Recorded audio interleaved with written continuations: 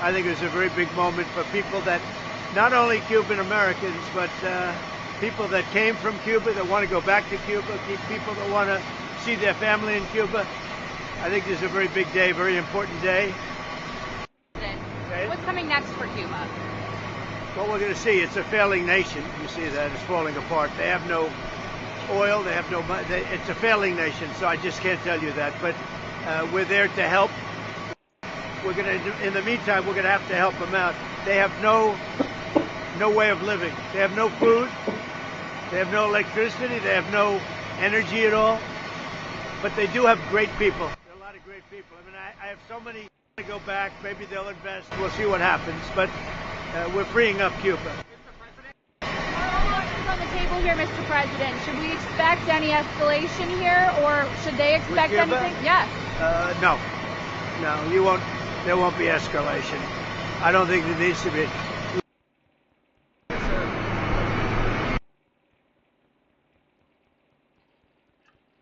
Man, man, oh man, oh man. Oh man, there you have it. All right, Shalom. Let's start the same call. Halayim La Yahweh. Bashim Yahweh Bashim Harakak Wadash Ma'amah. Double honors to the elder apostles, great Muslim, double honors to our elder apostles, as well, her one by Yashar, all down here in the Lions Den camp. Salutation to the Archman that are pushing the truth, sincerity, and truth. And peace and blessing to the men, women, and children that believe in the name of Yahweh Bashim Yahweh Shai. All right, I'm Khanak Sa'an by Yashar from the Lions Den and Yashar camp. And this is another Lions Den news and prophecy. So here we go. It says in 2 Ezra chapter 15, verse 1, it says, Speak thou in the ears of my people the words of prophecy which I will put in thy mouth, saith the Lord, and cause them to be written on paper, for they are faithful and true. Right? All right. So with that speech that Trump just gave, right? Was it 58 or 55?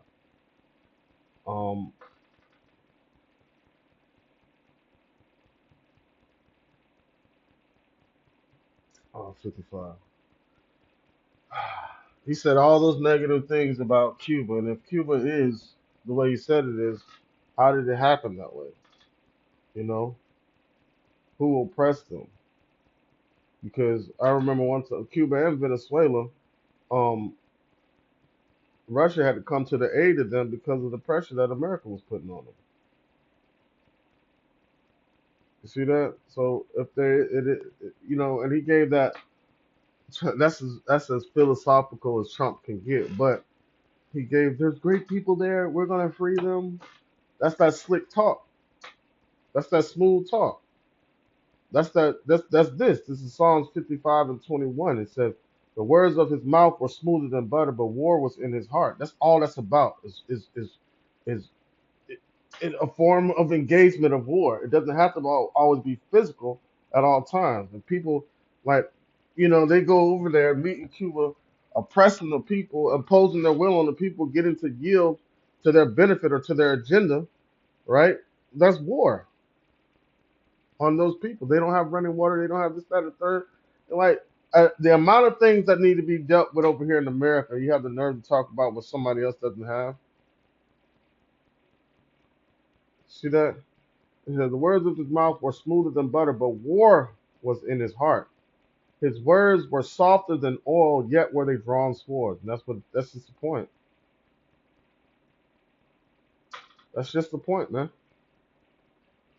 So I'm gonna get into this article real quick. It says, as Trump gets ready to strike Cuba, here's what those living there really think. Now, there's an article that I found the other day and I lost it.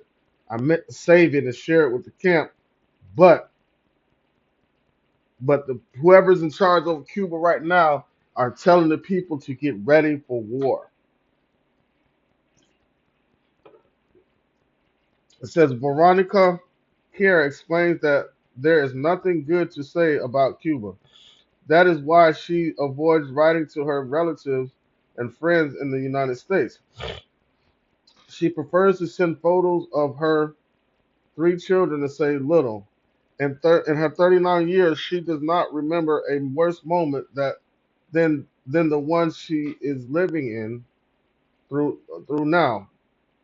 She says that not even the 90s, the economic crisis that's been after the collapse of the Soviet Union, dubbed Cuba's special period, things feel desperate.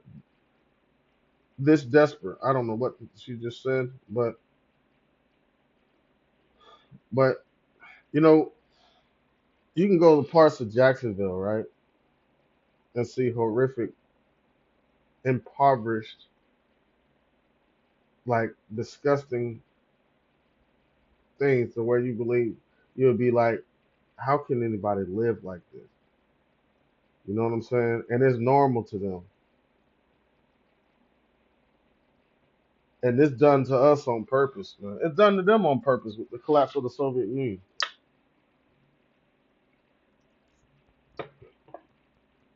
So this article is going into all the. Let's read. It says there are 3 days when Veronica and her husband have to eat bread and divide the last chicken thigh that remains in the refrigerator among their 3 children. Days when her daughter, 10 and 3 years old, miss daycare and school because they have had nothing to eat. Eight, eight, 18, the oldest, has gone up to 2 weeks without attending classes because she was too hungry to go. The youngest turned 1 not long ago. He still does not speak, but when he feels hungry, he starts to scream.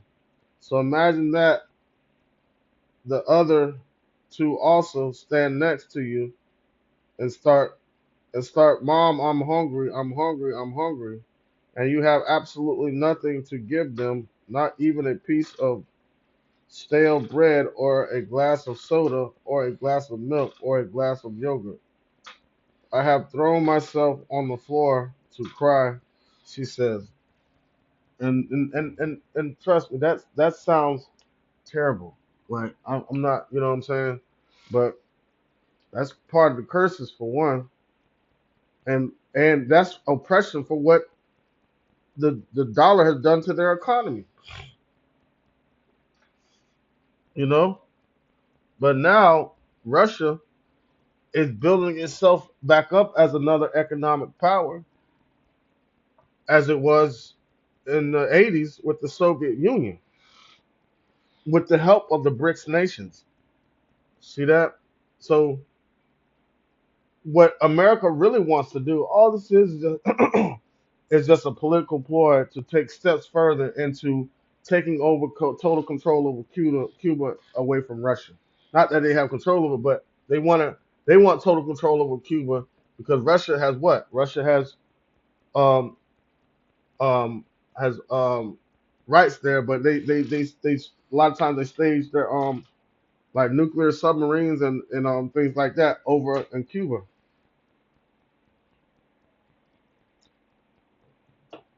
which makes America vulnerable. So that's why, that's really why he wants total control over Cuba. It's all part of that golden dome or whatever the hell it is.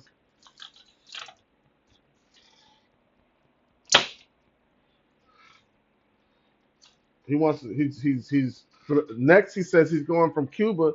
He says he's going into Canada. This dude is crazy, man. He like Alexander. He's going everywhere.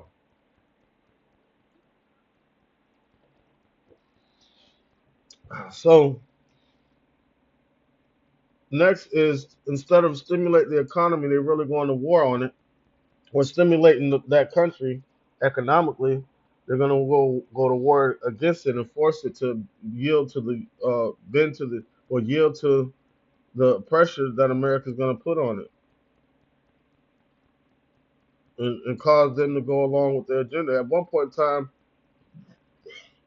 with nobody, no type of American allowed in Cuba. And I got one homie who grew up, who was born in Cuba, and he's here now.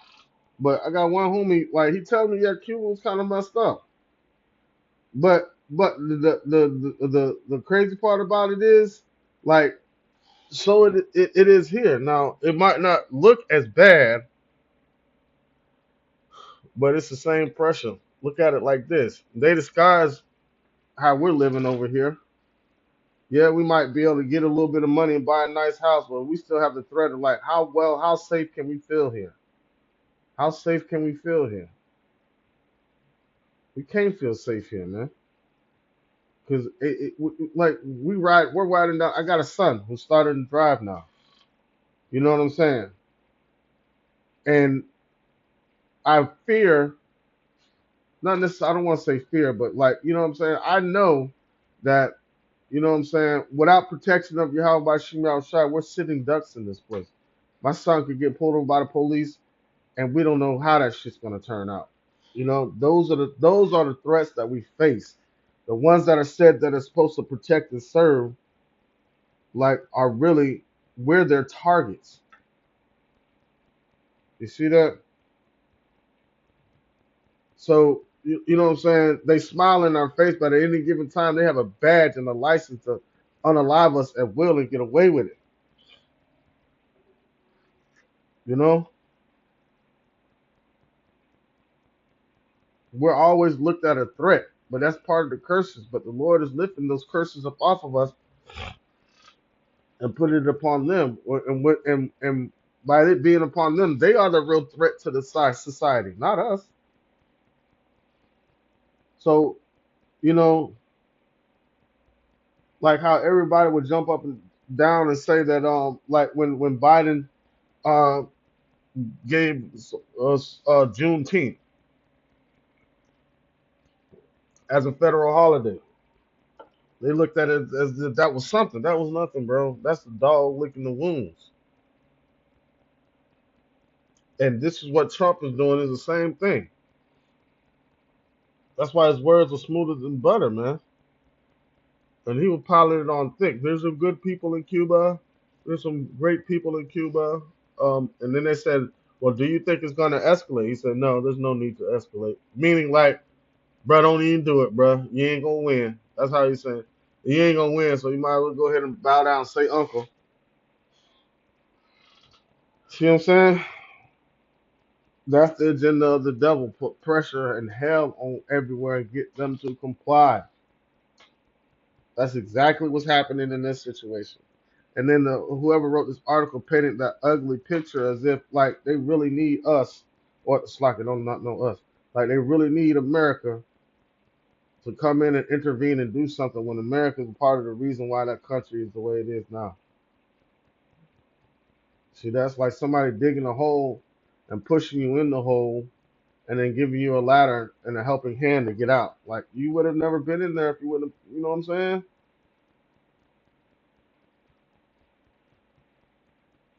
But when when but when we're impoverished or we feel impoverished, because we got to understand it's a mindset, because the world will make you feel like you're poor when you're actually rich. You know, we go to the Lord for help. You know, so we're understanding what we're going through. You know what I'm saying? Every day is a battle for us. When we wake up in the morning, we got to fight the battle against the man in the mirror, make sure that we, you know what I'm saying, understand the path and get out of our own way.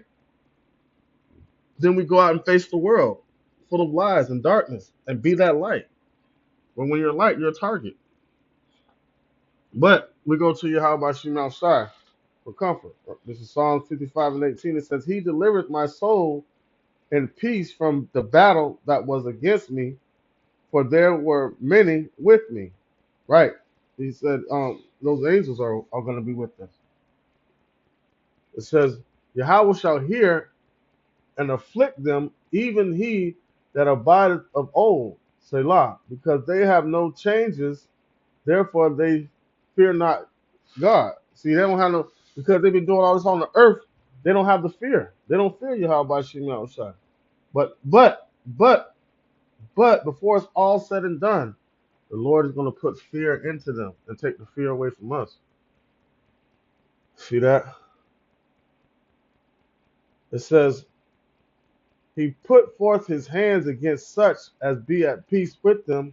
He breaketh his covenants. See that? And that's what the devil does. So he'll make it sound all sweet, like he's doing something great. when it's all deception, man. Right, I just wanted to touch on that a little bit. Lord willing, this lesson to edify the servant's purpose for the hope to let the ones who truly believe in the name How about Shema Shai? With that, I'd like to say, call Halayim, La Yahweh, by Shem Yahweh Shai, by Shem Harikak Kodash, my month.